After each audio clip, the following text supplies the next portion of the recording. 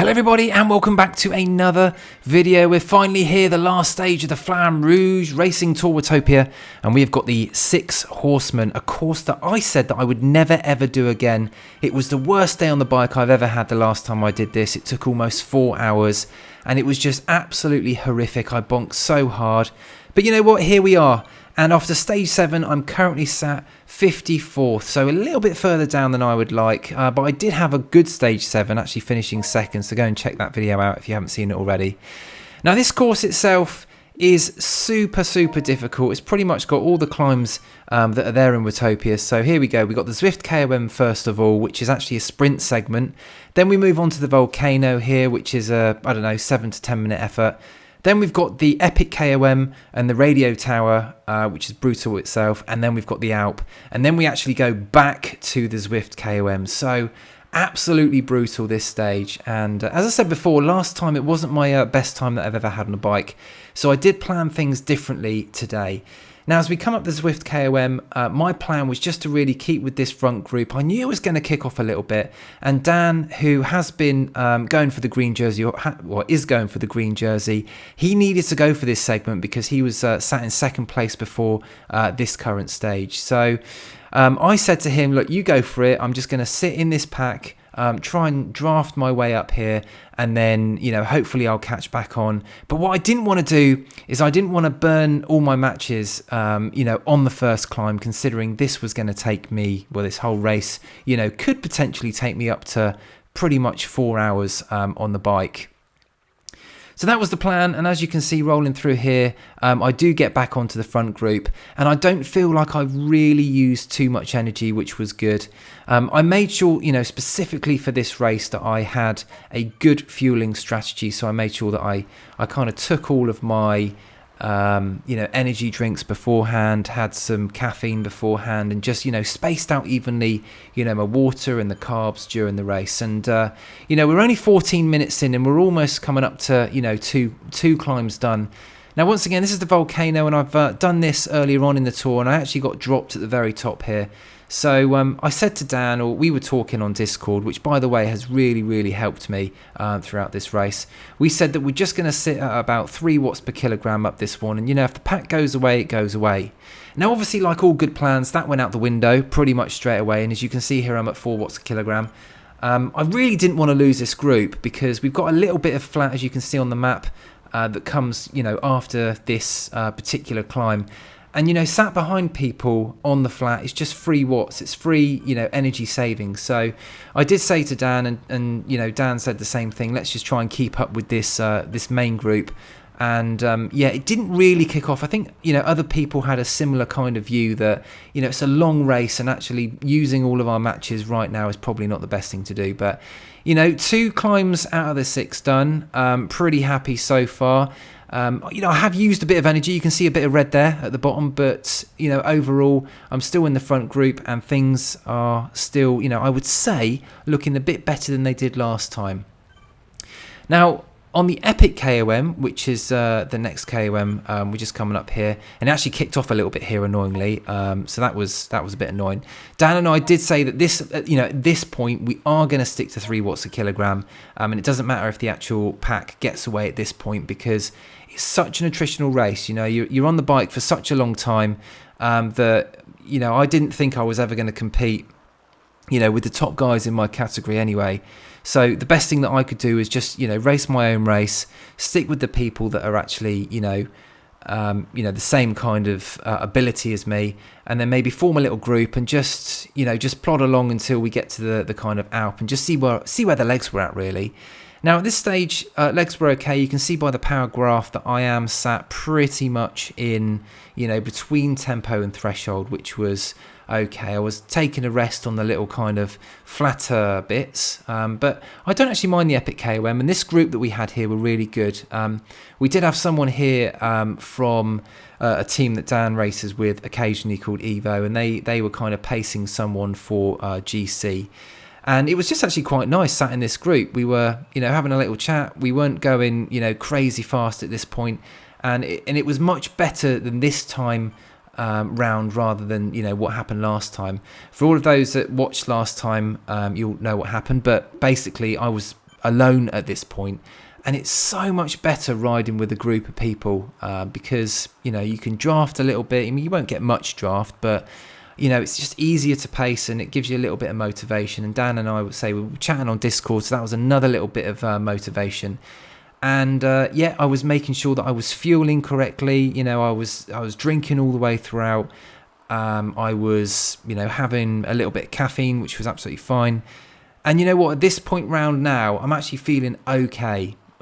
Things aren't looking too bad, but I do know that, I've still got, it's only an hour in, so I've still got such a long time on the bike, and I've got no idea what's going to happen, when I go up the Alp.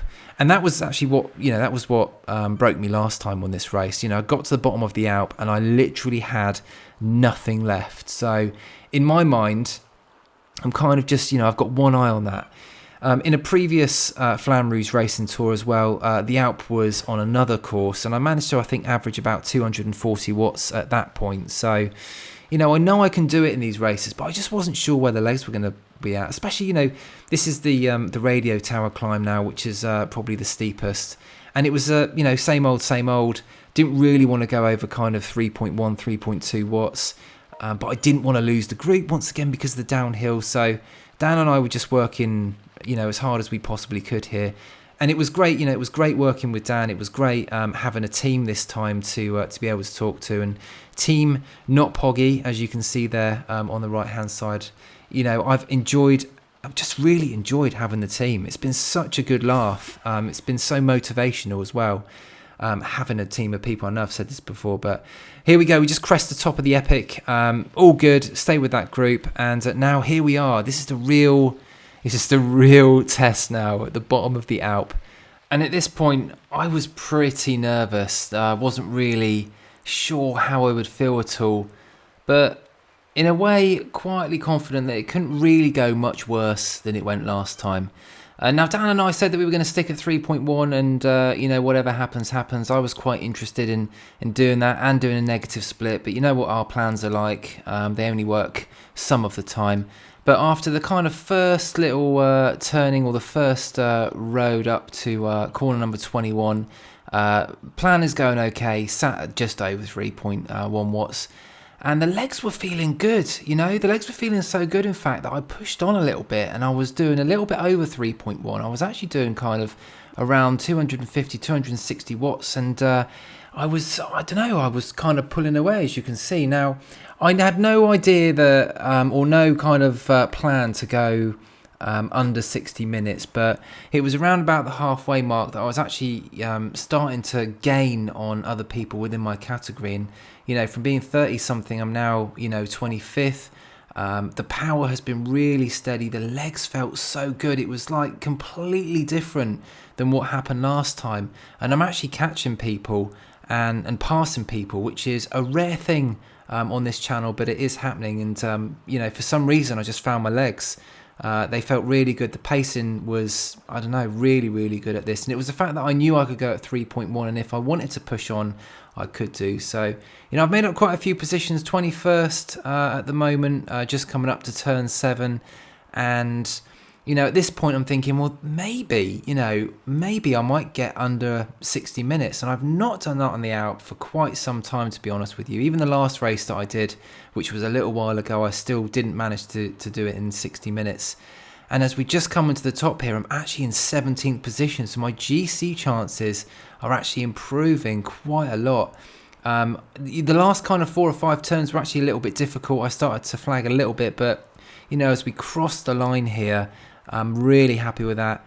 And I did actually make it under the 60 minutes of 59.20. So I was super, super happy with that. I pulled out quite a gap to the, some of the people behind. I've left Dan a little bit, but Dan's in for the sprint. Dan had such a good race. And it was just at this point where we're now back down the other side of the Alp and making our way over to the kind of finishing straight. Costa, my coach, he said, "Go on, mate," which was very nice. Love having the encouragement of Costa there. And I felt good. I felt good. The lungs felt good. I did not feel tired, but I started to feel a little tweak in the legs at this point, a little cramp in my hamstring, and then all of a sudden I had cramp in my quad and my hamstring at the same time, and I was shaking about on the bike. I couldn't find a position to get, you know, not in pain. So eventually I just had to stop pedaling for 2 seconds, and it was one of the worst feelings I've ever had on a bike. I'm not sure if you've ever sort of cramped in two muscle, you know, two your biggest muscles at the same time. It was horrible. It was so horrible. So I just unfortunately had to crawl my way to the line because I kept feeling that little tweak of cramp. Now it turns out that I didn't have any electrolytes in my drink. I forgot to put one of those little electrolyte tablets in. So that was a mistake on my part. I'll take that on the chin. It's just as well it happened then and actually not up the Alp. But, you know, overall I can be really, really pleased. I've banished a few demons, you know, by completing this course in the time that I did. And as we come to the last KOM, the Zwift KOM again, I can see the finishing line. And I'm just going to cross the line here in 3 hours and 17 minutes. Which, you know, beating my previous time by almost half an hour is absolutely incredible. So I'm super happy with that. And it actually knocked me up in GC to 31st. So I can be really proud of that, you know, considering I was, you know, over in 70th for most of the race. And actually my GC time itself, the 9 hours and 20 minutes, was good enough for kind of just outside the top 20. So in the, you know, in the kind of category that I'm in, I'm super, super pleased with that. Now, as a team, we actually finished in 8th position, which is brilliant. I cannot be happier with that. Like top 10, there were 47 teams, and we beat some big teams out there. So I'm super chuffed with that. Everybody who signed up and raced played their part.